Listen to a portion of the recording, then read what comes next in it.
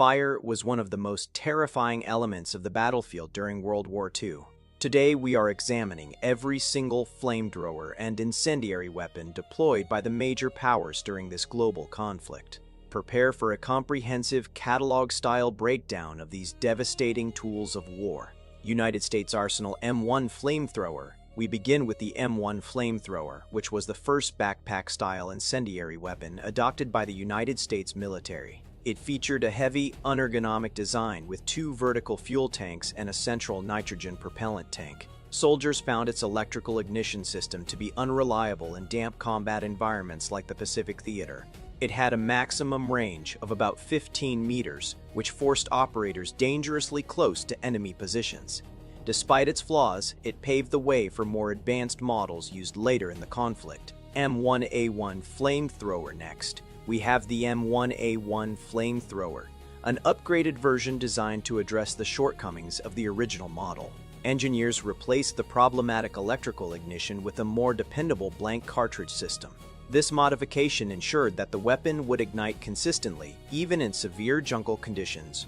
Its weight remained a significant burden at roughly 31 kilograms when fully loaded. This variant saw extensive use during the brutal island-hopping campaigns against fortified enemy bunkers. Min 2. Flamethrower. Let us continue with the M2 flamethrower, which became the definitive American flamethrower of World War II. It introduced thickened fuel, significantly increasing the effective firing range to nearly 40 meters. The design was slightly more compact and reliable, featuring a specialized ignition cylinder. Operators could fire multiple short bursts or unleash a continuous stream of fire for about 7 seconds. This devastating tool was instrumental in clearing entrenched positions during the battles of Iwo Jima and Okinawa. EM-15 White Phosphorus Grenade. Moving on to grenades, we have the M15 White Phosphorus Grenade, commonly known as Willie Pete. This device was primarily designed to create dense smokescreens to conceal rapid troop movements.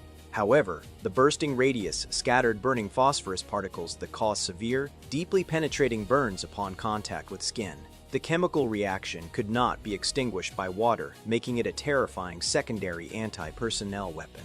It was heavily utilized by infantry units to clear out pillboxes and deep cave systems. ANM-14 Incendiary Grenade. Next is the ANM-14 Incendiary Grenade, a specialized piece of equipment designed primarily for sabotage. It utilized a thermite mixture that burned intensely at approximately 2,200 degrees Celsius. This extreme heat allowed it to melt through solid steel engine blocks, artillery breaches, and sensitive radio equipment. It did not explode, but rather produced a violent, concentrated fire that was nearly impossible to put out. Troops relied on this grenade to destroy captured material before it could be reclaimed by the enemy. M1 frangible grenade. We conclude the American section with the M1 frangible grenade, a lesser-known improvised anti-tank weapon. It consisted of a glass bottle filled with a highly flammable liquid and a specialized chemical igniter. When thrown against a hard surface like an armored vehicle, the glass shattered and the chemicals reacted to ignite the fuel. It was largely inspired by the Molotov cocktails used effectively in earlier European conflicts. While its use was limited compared to conventional explosives, it provided desperate infantry a fiery option against early war armor. German Arsenal Flammenwerfer 35. We transition to the German arsenal, starting with the Flammenwerfer 35. This was the standard issue, one-man backpack flamethrower utilized by the Wehrmacht during the early years of World War II. It weighed a massive 36 kilograms, making it incredibly exhausting for the operator to carry over rough terrain. The weapon could project a lethal stream of ignited oil up to 25 meters for roughly 10 seconds. Its heavy weight and bulky profile eventually led to its replacement by lighter models as the war progressed. Flammenwerfer 40. Next, we examine the Flammenwerfer 40, also known as the Kleiner Flammenwerfer 40. This model was an experimental attempt to reduce the extreme weight of previous heavy German designs. It utilized a unique concentric ring tank layout, placing the propellant inside the fuel tank to save space. While it succeeded in dropping the weight to 21 kilograms, the complex manufacturing process proved too costly. Consequently, production was halted quickly, making it one of the rarest German incendiary weapons of the era. Flammenwerfer 41. Let us move on to the Flammenwerfer 41, which became the standard and most widely produced German flamethrower of the conflict.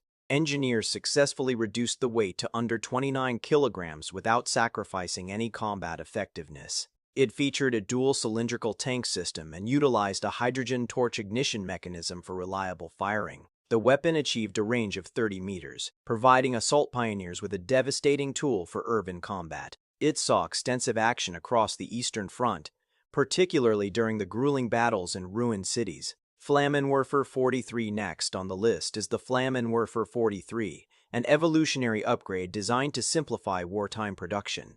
As materials became scarce, the German military needed a weapon that was easier and cheaper to manufacture. This version replaced complex components with stamped sheet metal parts wherever it was physically possible. It maintained similar performance metrics to the 41 model, but reduced the overall weight even further. Despite the simplified design, it remained a highly lethal and feared weapon until the end of the war. Einstossflammenwerfer 46. Let us look at the Einstossflammenwerfer 46, a unique single-shot disposable infantry flamethrower. It was designed late in the war for quick issue to paratroopers and the desperate Volksturm militia. The weapon consisted of a simple metal tube containing roughly 1.7 liters of fuel and a small propellant charge. Once triggered, it unleashed a brief half-second burst of flame out to nearly 30 meters. Its lightweight and disposable nature made it an ideal ambush weapon for desperate close-quarters urban defense. Abwehrflammenwerfer 42. We have the Abwehrflammenwerfer 42, which operated as a static, concealed defensive flame mine. It was buried in the ground alongside conventional minefields to protect important installations or block infantry advances. The device held roughly 30 liters of fuel and was triggered remotely via an electrical command wire. When activated, it erupted with a massive jet of fire that could cover a wide, lethal zone instantly. It was heavily deployed along the Atlantic Wall and the Eastern Front to deter mass infantry charges.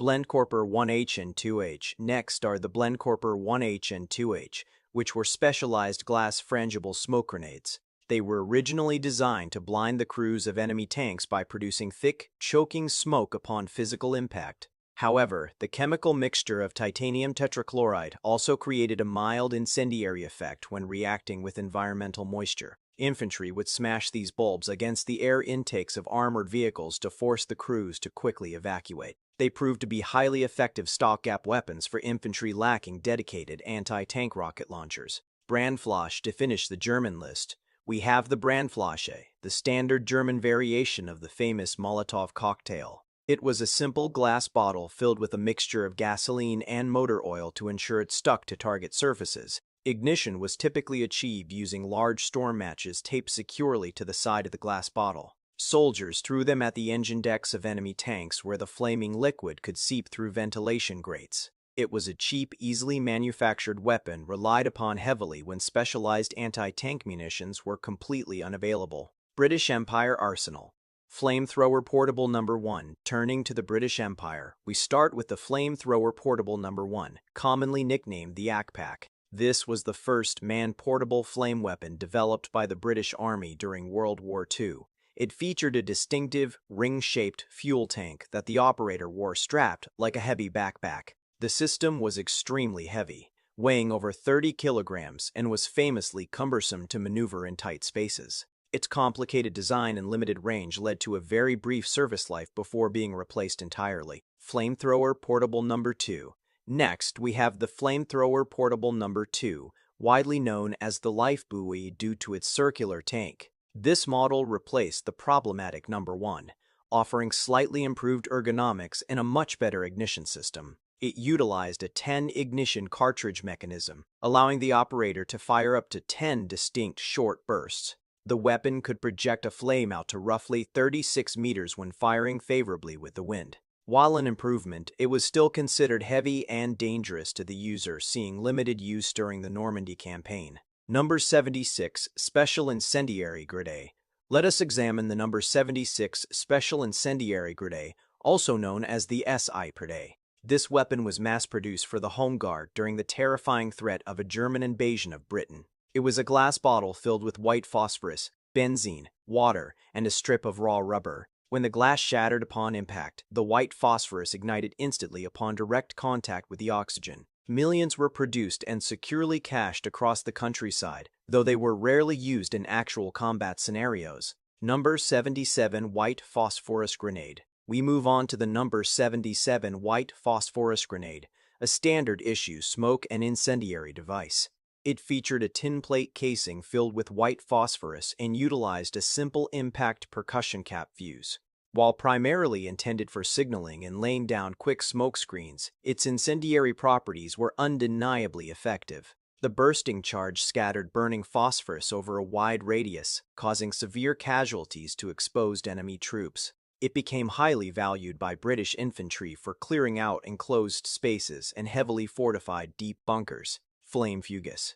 Finally, for the British, we have the Flamefugus, an improvised static defensive area weapon. It consisted of a large steel drum filled with a mixture of gasoline, oil, and tar, buried into an earth embankment. An explosive charge was placed directly behind the drum to violently propel the burning mixture outward when triggered. These were installed by the thousands along expected invasion routes and critical coastal roads throughout Great Britain. When detonated, it created a massive, devastating wall of fire capable of engulfing entire columns of advancing transport vehicles. Soviet Union Arsenal ROKS-1 flamethrower.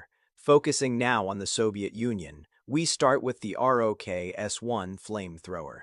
This early model was designed with a specific doctrine in mind, aiming to totally conceal the operator's true role. The fuel tank was fashioned to look like a standard infantry rucksack to avoid drawing immediate enemy sniper fire. Furthermore, the flame projector itself was cleverly disguised to visually resemble a standard Mosin-Nagant bolt-action rifle. Despite its clever camouflage, it suffered from early mechanical reliability issues and a relatively short effective firing range. ROKS-2 flamethrower. Next is the ROKS-2 flamethrower, an iteration that improved upon the foundational concepts of the first model. It maintained the deceptive rucksack and rifle disguise to protect the operator during chaotic urban assaults. Engineers upgraded the internal valves and propellant system to increase the weapon's overall reliability in freezing weather temperatures. The weapon saw heavy utilization during the desperate defense of Stalingrad, where brutal close-quarters combat was inevitable.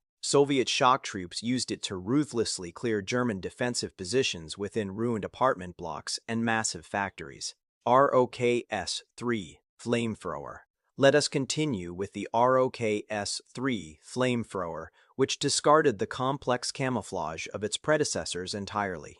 Recognizing that the disguises were ineffective at close ranges, the Soviets opted for a simpler, rugged cylindrical tank design. This modification made the weapon significantly easier to mass-produce during the desperate industrial push of the Great Patriotic War. It utilized blank rifle cartridges for ignition, ensuring a reliable burst of flame even in the harshest winter conditions. This model became the definitive Soviet flamethrower, spearheading the Red Army's brutal advance all the way to Berlin. Ampulomet.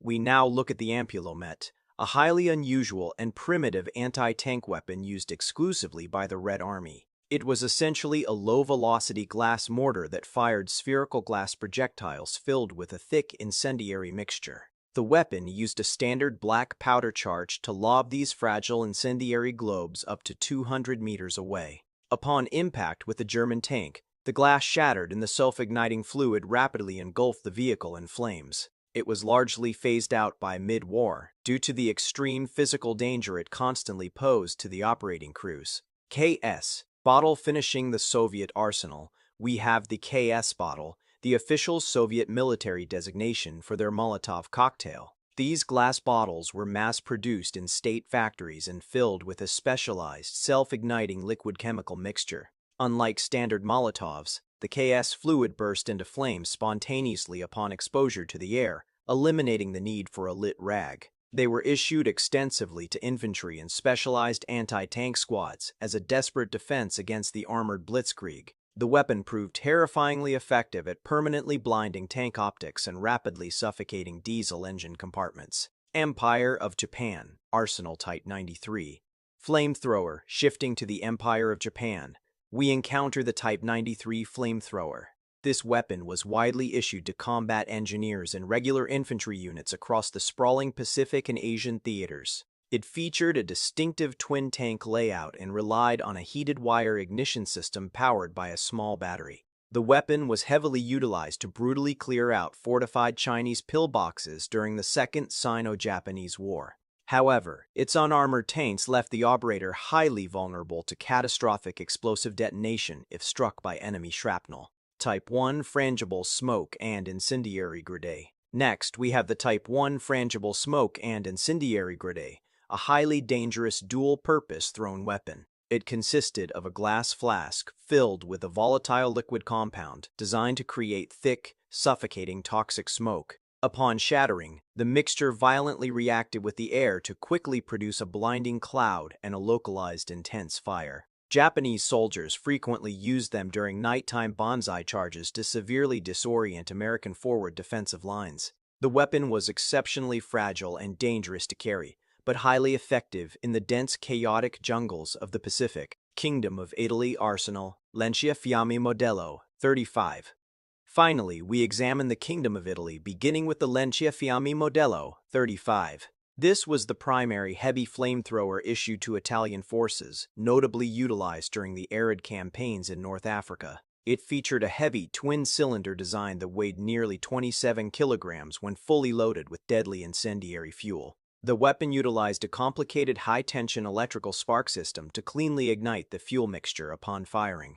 Despite its heavy weight, it was considered a highly reliable weapon by the assault engineers, who operated it in harsh desert conditions.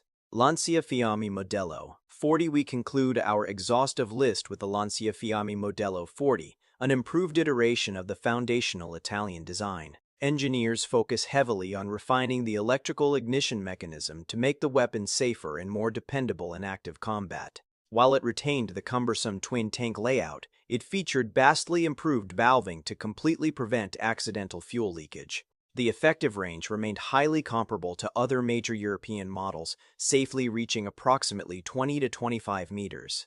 It saw service primarily with specialized motorized and airborne units until the Italian armistice midway through World War II.